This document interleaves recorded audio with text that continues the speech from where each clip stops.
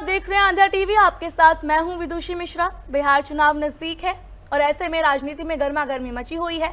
हाल ही में अभी प्रशांत किशोर का एक बयान भी आया जहां उन्होंने दावा किया है कि अब चुनाव के बाद जो नीतीश कुमार है वो सीएम पद पे नहीं रहेंगे।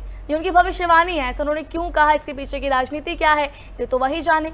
बात करें AIMIM की तो वो भी तीसरा मोर्चा खोलकर बैठ चुके हैं। तेजस्वी यादव ने तो उन्हें भाव दिया नहीं। अब ऐसे में वो अलग से इंडिपेंडेंट चुनाव लड़ेंगे तो इससे हो सकता है कि RJD पर असर पड़े, क्योंकि RJD का मुस्लिम और यादव कोर वोट रहा है। आम बात है, इसमें मुस्लिम वोट कटेगा। तो क्या तेजस्वी यादव ने अपने पैरों पर कुल्हाड़ी मार दी है? ऐसे तमाम सवाल है। इसके जवाब देने के लिए हमारे साथ मौजूद है हमारे सहयोगी राजीव श्रीवास्तव। राजीव जी, आपका बहुत बहुत स्वागत है। आपसे हम पहले यही जानना चाहेंगे, बिहार चुनाव नजदीक है, तारीख तो अभी पता नहीं चली है, लेकिन हम आपसे जानना चाहेंगे अभी बिहार की स्थिति कैसी लग रही है आपको? देखिए, सबसे बड़ी बात यह है कि उत्तर प्रदेश के बाद सबसे बड़ा राज्य हम कह सकते हैं राजनीतिक दृष्टि से अगर देखें तो बहुत ज़्यादा सक्रिय है वहाँ की राजनीति। और ख़ास बात यह है कि नीतीश कुमार की सरकार वहाँ लगातार रही है और इस बार भी उम्मीद ये जताई जा रही है कि नीतीश कुमार फिर से सत्ता में आ सकते हैं, जिस तरह के दावे किए जा रहे हैं भारतीय जनता पार्टी की तरफ से। और गठबंधन जो है बीजेपी के साथ अन्य 4 जो दल हैं उन सबका गठबंधन है, लगातार कोशिश कर रहे हैं। और जनता दल यूनाइटेड का भी अपना असर है बिहार के अंदर।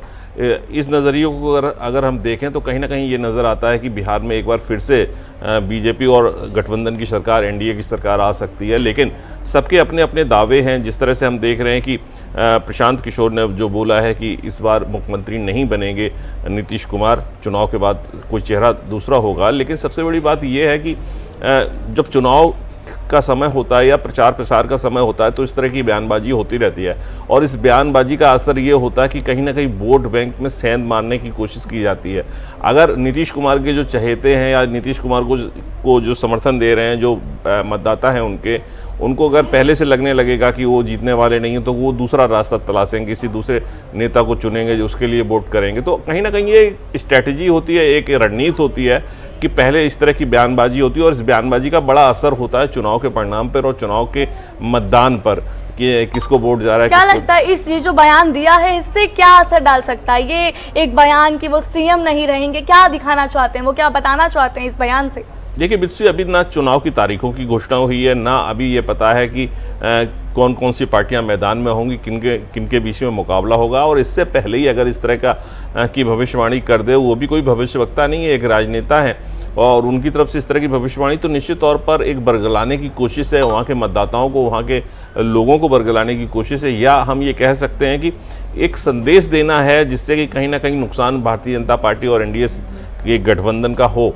तो NDA की तरफ से भी इस तरह की बयानबाजी होती रहती है और जो गठबंधन है उसकी तरफ से भी होती रहती है।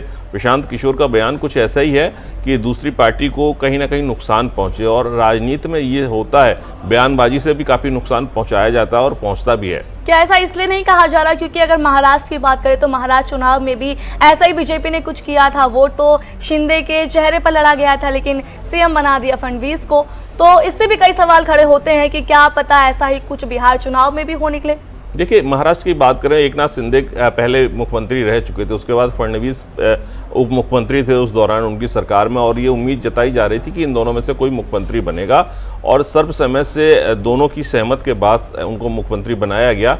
यहाँ भी ऐसा कुछ हो सकता है, लेकिन अभी किसी दूसरे नाम की घोषणा नहीं की NDA की तरफ से की नहीं गई है। तो चिराग पासवान का नाम भी सामने आ रहा है। चिराग पासवान का नाम सामने आ रहा है और उन्होंने खुद ऐलान किया था कि उनकी पार्टी के जो लोग हैं उन्होंने उनसे आम चुनाव में यानी कि विधानसभा चुनाव में भाग लेने के लिए कहा है और उस पर वो विचार कर रहे हैं। तो उम्मीद है कि अगर वो चुनाव लड़ेंगे तो निश्चित तौर पे वो चाहेंगे कि मुख्यमंत्री बने।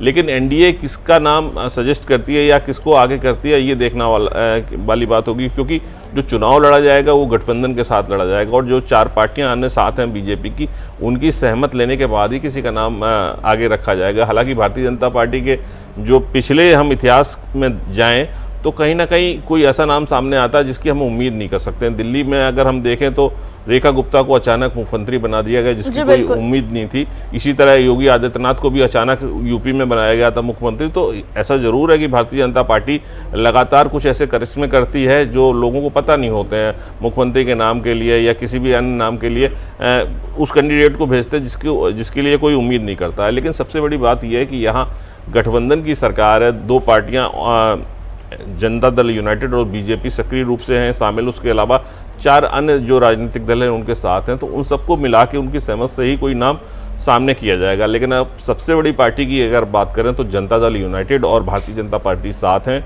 इनमें से किसी चेहरे को चुना जाएगा। चिराग पासवान अगर राजनीति में आना चाहते हैं और वहाँ मुख्यमंत्री बनना चाहते हैं तो निश्चित तौर पर एक सहमति बनाई जाएगी, एक रास्ता निकाला जाएगा और उसमें नीतीश कुमार भी सहमत होंगे, तभी उनका नाम आगे सजेस्ट किया जाएगा। मुझे लगता है कोई विवाद नहीं होना चाहिए, क्योंकि नीतीश कुमार जानते हैं कई बार वो राजनीति लगातार वो सक्रिय रहे राजनीति में और कई बार वो मुख्यमंत्री बन चुके हैं बिहार में, तो हो सकता है कि अगर उनसे बात की जाए और मान मनोबल उनका किया जाए तो हो सकता है वो मान जाए कि चिराग पासवान के नाम ये बात तो उसे पार्टीज की रही है। अगर बिहार क्या चाहता है, बिहार क्या बदलाव चाहता है, अगर बिहार की बात करें, वहाँ की जनता की बात करें, वो विकास के तौर पे आपको क्या लगता है अगर इस बार वोट जो हो रहे हैं जातिगत होंगे या फिर वो लोग विकास को देखकर वोट देखिए, सबसे बड़ी बात है कि किसी भी राजनीतिक दल में या किसी भी क्षेत्र में युवाओं का बोलबाला होता है और हर आदमी चाहता है कि युवा अगर होंगे तो तरक्की होगी। लेकिन जैसे नीतीश कुमार की अगर हम बात करें तो पिछली जो सरकारें नहीं नीतीश कुमार के अलावा उन सरकारों ने उतना विकास नहीं किया है। नीतीश कुमार को विकास बाबू के नाम से वहाँ पे जानते हैं, तो निश्चित तौर पर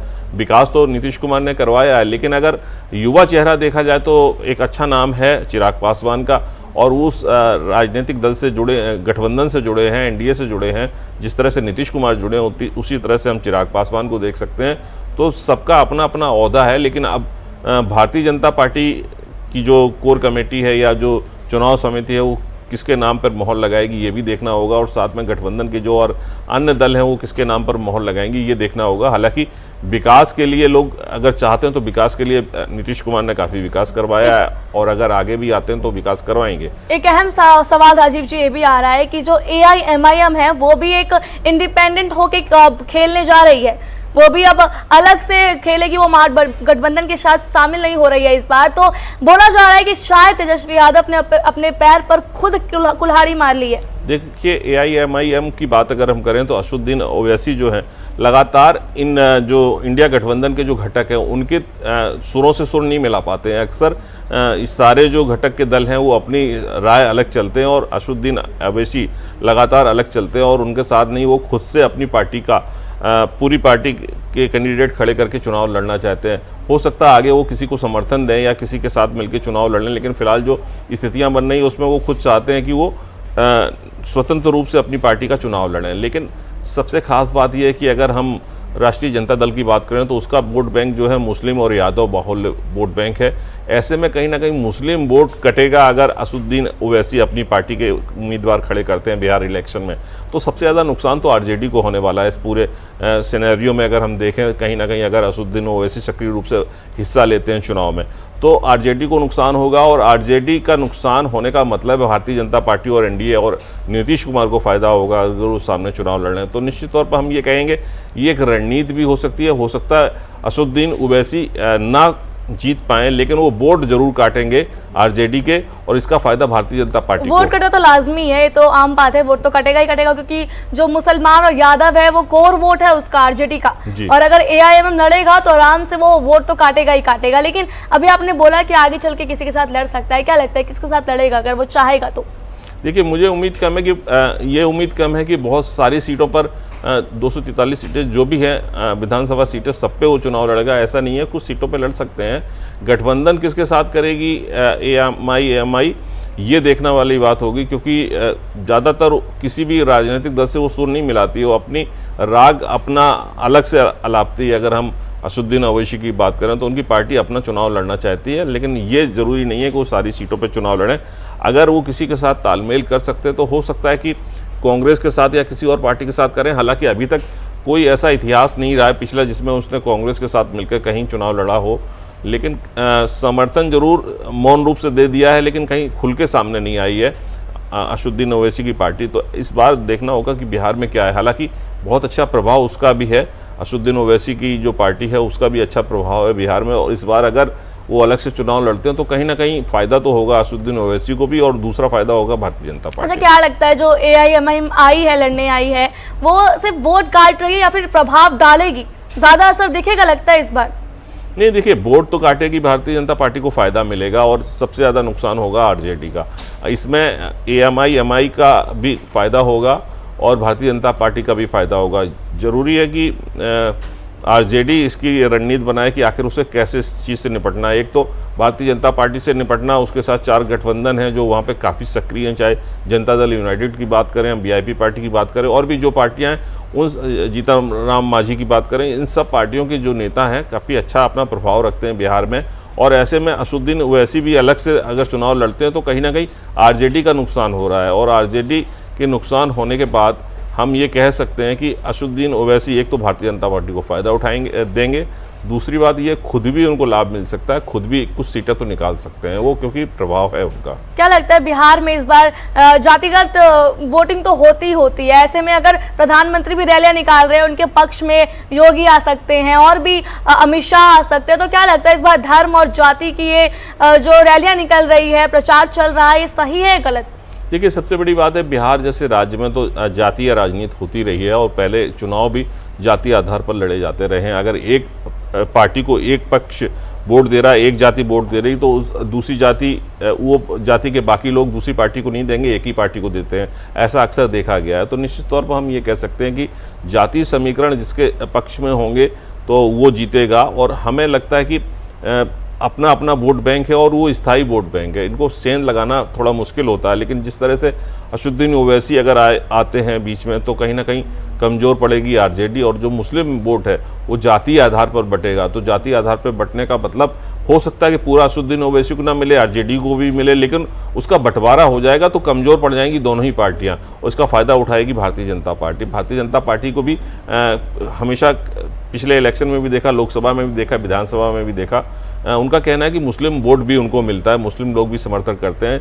3 तलाक वाला मामला हुआ या बहुत सारे ऐसे मामले हुए जो मुस्लिम के पक्ष में भी हुए, तो इन कानूनों को लाने के बाद भारतीय जनता पार्टी को भी कुछ वोट मिलता है मुस्लिम जो कम्युनिटी है उसका। तो हम कह सकते हैं कि सीधा सीधा फ़ायदा अगर देखा जाए तो सीधा सीधा एनडीए को मिलता दिखाई दे रहा है। लेकिन अभी क्या तस्वीर होगी, कौन कौन चुनाव मैदान में होगा, ये देखने वाली बात है, क्योंकि पुनरीक्षण का काम चल रहा है। लगातार जो सूची है उसका रिवीजन किया जा रहा है मतदाता सूची का, और ये 26 जून से शुरू हुआ और 25 जुलाई तक ये काम चलेगा। इसमें काफ़ी मैन पावर लगाया गया है, काफ़ी अध्यापक और स्थानीय जो कर्मचारी हैं वो लगे हुए हैं। तो रिवीजन हो रहा है उस लिस्ट का, और रिवीजन के बाद मौका दिया जाएगा राजनीतिक दलों को और वहाँ के मतदाताओं को कि इस पर आपत्ति जताएं। यानी कि अगर कोई नाम एक्स्ट्रा आ गया या किसी का नाम नहीं आया है तो वो आपत्ति जता सकते हैं, अपना नाम ऐड करवा सकते हैं सूची में, या किसी का गलत नाम आ गया जो वोट नहीं है वहाँ पर ज़बरदस्ती किसी ने डलवा दिया तो उस वोट को हटवा भी सकते हैं। बिल्कुल राजीव जी, आपसे मैं आखिरी सवाल ये करना चाहूंगी, जो लालू यादव ने अपने बेटे को सीएम पद की घोषणा तो कर दी है, क्या लगता है इसके पीछे की क्या वजह रही होगी? देखिए, सबसे बड़ी बात है कि लालू प्रसाद यादव की अभी पिछला राजनीतिक इतिहास अगर हम देखें तो उनकी पत्नी भी राबड़ी देवी मुख्यमंत्री बन चुकी हैं, लालू प्रसाद यादव मुख्यमंत्री रहे हैं, और सबसे बड़ी बात है मीशा यादव उनकी बेटी है, वो सांसद है। लगातार उनकी छोटी बेटी भी चुनाव में बहुत सक्रिय थी चुनाव के दौरान। तो हम ये कह सकते हैं कि उनके पूरे परिवार में लगातार उनके ऊपर आरोप भी लगते रहे हैं परिवारवाद की राजनीति करने का। तो निश्चित तौर पर हम ये मानते हैं कि वो अपने बेटे को ही अपनी सत्ता की चाबी सौंपाना चाहेंगे और इसीलिए उनका नाम आगे किया है। हालांकि देखिए, बहुत पुरानी पार्टी उनकी भी है राष्ट्रीय जनता दल, उसमें एक से एक कदावर नेता हैं। बहुत सारे नेता तो इसलिए रूठ के चले गए कि उनको मौका नहीं मिला पार्टी में। लालू प्रसाद यादव के घर के और परिवार के लोग ही लगातार सक्रिय रहे। तो हम ये कह सकते हैं ये परिवारवाद की राजनीति है, इससे लोग छुटकारा भी पाना चाहते हैं, चाहे बिहार की बात हो, उत्तर प्रदेश की बात हो या पूरे देश की बात हो। लोग अब इस चीज़ को समझने लगे कि बहुत सारे राजनीतिक दल या राजनेता अपने घर के लोगों को प्रमोट करते हैं। तो मतदाता भी अब सोच समझ के वोट देने लगा है। निश्चित तौर पर हम ये मान सकते हैं कि इस बार जो चुनाव होंगे तो खुले दिमाग से लोग वोट डालेंगे, और जो परिवारवाद की राजनीति कर रहे हैं उनको नुकसान पहुंच सकता है। लोग सक्रिय हो गए हैं, लोग समझने लगे हैं। जरूरी नहीं है कि तेज प्रताप यादव या तेजस्वी यादव का नाम जो घोषित किया है उनको फ़ायदा ही मिल जाए। हो सकता है कि उनको वोट बैंक उनका जो है खिसकता नजर आए, क्योंकि लोग जानते हैं कि परिवारवाद की राजनीति हो रही है, इसमें दूसरों को भी मौका मिलना चाहिए। और आरजेडी के जो वरिष्ठ नेता हैं वो खुद पार्टी के अंदर विद्रोह कर सकते हैं या सेंधमारी का काम कर सकते हैं। बिल्कुल राजीव जी, आपका बहुत बहुत शुक्रिया। हमने जाना कि अभी बिहार की स्थिति क्या चल रही है। एक तरफ प्रशांत किशोर है जो भविष्यवाणी कर रहे हैं, दूसरी तरफ है ओवैसी जिन्होंने एक नया कदम उठाया है, शायद उठा भी सकते हैं, शायद मुकर भी जाएं, अभी इस पे तय नहीं है क्या होने वाला है। लेकिन सवाल कई है, क्या ओवैसी का ये कदम आरजेडी को गिरा देगा? क्या प्रशांत किशोर की भविष्यवाणी, क्या सच में नीतीश कुमार अब सीएम के पद से हट जाएंगे? और सबसे बड़ा सवाल यही है कि आखिर जीतेगा कौन, जो कि सवाल ये नहीं है चुनाव लड़ कौन रहा है, मुद्दा यही है कि चुनाव जीतेगा कौन। आपको क्या लगता है हमें कमेंट बॉक्स में जरूर बताएं। आपसे फिर मुलाकात होगी ऐसी और गंभीर मुद्दे के साथ, तब तक देखते रहिए आध्या टीवी। नमस्कार।